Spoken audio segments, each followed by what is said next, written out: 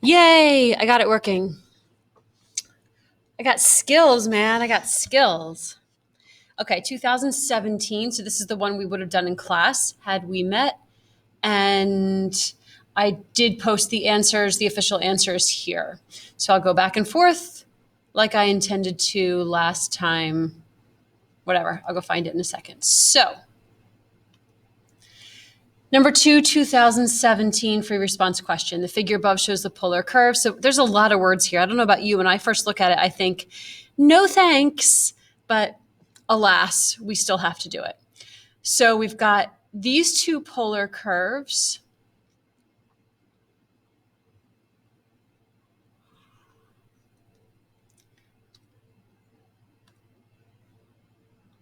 So they're taking r and making it f of theta and g of theta because they're going to do some annoying stuff later, but let's see. Theta between 0 and pi over 2. Let r be the region of the first quadrant. S is out here. Find the area of r. So there's not going to be a whole lot to this, to part A. We're just going to be finding the integral of 1/2 r squared. And r is going to be, well, which one? So we also know we're going to go from 0 to pi over 2. They don't tell us which is which, so we're going to have to... Oh, actually it does. Let r be the region in the first quadrant bounded by the curve f. So that is this one. So the purple curve is that curve. So then we know what's going to go in here. 1 plus sine theta cosine 2 theta. They want the actual area of r. This is problem number 2, so we know that this is a calculator problem. So I should be able to go check, and I'm not going to put all that in my calculator. You should, to make sure you know how to use your calculator, but I know how to use mine. So you should double check that you get the correct answer for r. All right, number 2. Let me get rid of some of this.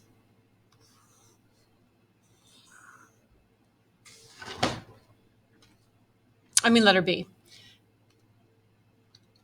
The ray theta equals k, where k is between 0 and pi over 2, divides S into two regions of equal area. Write, but do not solve an equation involving one or more integrals whose solution gives the value of k. Whew! Okay, so we have some value k that's equal to theta. In other words, there's some angle measurement, so there's some place along here between 0 and pi over 2. Let's just pretend it's here. There is some theta measurement so that when theta equals that value of k,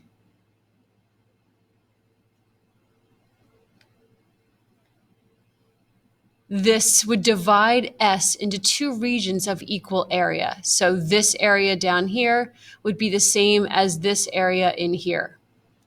Right, but do not solve an equation involving one or more integrals whose solution gives the value of k.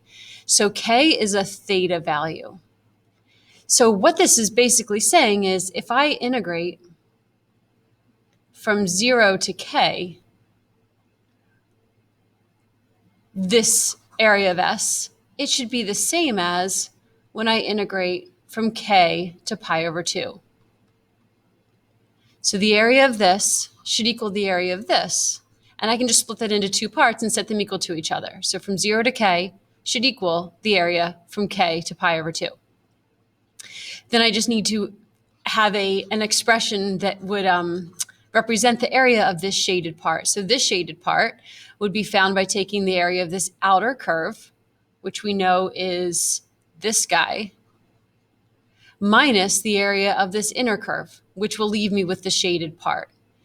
So my integral will be, if I want to just not have to write all of this out, I think I can just say 1/2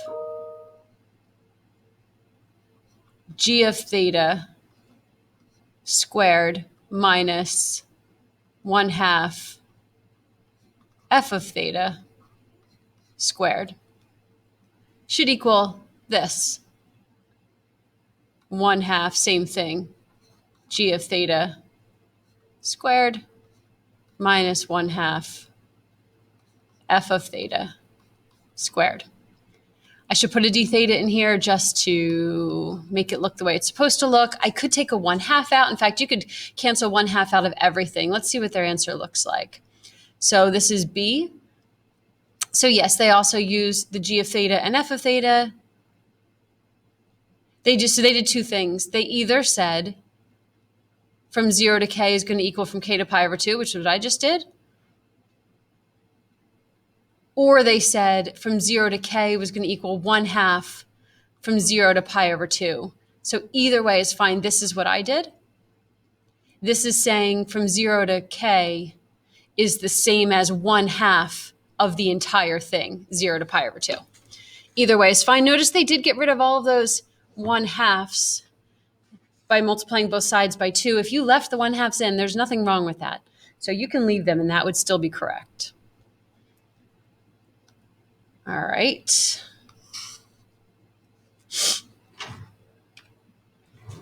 Part C.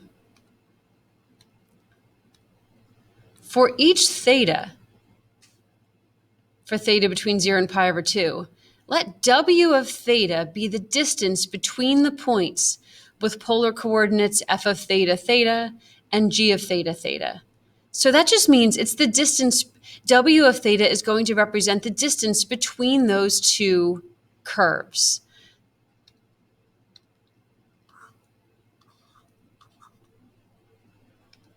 So how do we represent the distance between those two curves? So since I'm always measuring out from the origin, I'm not measuring top to bottom anymore. That's a rectangular coordinate mentality. This is a polar coordinate mentality. So the distance from one to the other is represented by this little piece of r. So if I go from the origin, this little piece of r. So how do I get that? How do I get a notation for w of theta? W of theta is going to equal just that outermost curve minus the innermost curve. This outermost r minus the innermost r. So basically, g of theta minus f of theta. I'm just using this because these notations, because this equation is really annoying to write out. There's a lot to write there. So instead, I'm just going to use the shorthand of g of theta and f of theta. I could have instead made this, r sub 2 and r sub 1. But since they give us a shorthand for r, we want to use that. So write an expression for w of theta. Well, there we go. Let's just see how they did it. So they did the same thing. They said w of theta was g of theta minus f of theta. Write an expression for that. Okay, sorry. Find w sub a, the average value of w of theta over the interval from 0 to pi over 2. So we see the average value. Average value should be a word or phrase, whatever, that pops out at you like, oh, wait, I know that that's something. Average value is something. Average value is when I take the integral from a to b of 1 over b minus a of whatever the function is. That's average value. So whether we really understand or remember what average value is, that's a different story. Especially in the context of this problem. But let's just find the average value. It just says find the average value of it. Fine. So we're going to integrate. They want us to find the average value on the interval 0 to pi over 2. So we're going to integrate from 0 to pi over 2. So we're going to multiply by 1 over pi over 2 minus 0. And they want us just to find the average value of w of theta. So the average value, or the integral of, g of theta minus f of theta. They want us to find the average value of that. We do get a calculator, so we shouldn't have to do any of this by hand. If I look at their answers, this is what their work looks like. Instead of putting the pi over 2 minus 0 out front, the way I did, they put it underneath the whole fraction. I just have it memorized in my brain a certain way, so I have it looking the way I have it look. But you're going to put this entire thing in your calculator, obviously replacing g of theta and f of theta with their with what they are, and you're going to get this numeric answer, 0.485. Okie dokie. And now let's look and see what D wants us to do. Okay, using the information from part C, find the value of theta for which w of theta equals that average value. Oh my gosh, what? Part D. Find the value of theta for which W of theta, so W of theta, I erased it already, but that was G of theta minus F of theta. Find the value of theta for which this equals that average value. That average value was 0.485. So let's do that first. I'm going to just double check myself and make sure that that's what they do as well. Ah, no, what did I just do? I really hope I'm still filming this.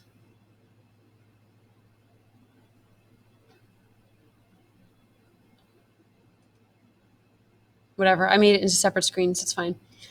So yeah, they said, when does this equal this? So they solved that. This is so annoying. How can I get it back? That was so much easier. Okay, so we're going to solve this in our calculator. You're going to put in, so again, this is something that everybody should practice and make sure you're comfortable with.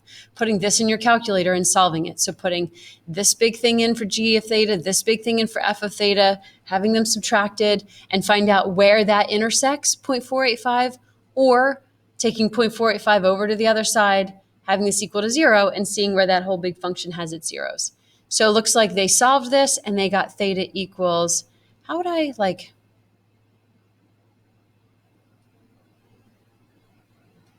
nah, whatever. So they got 0.517.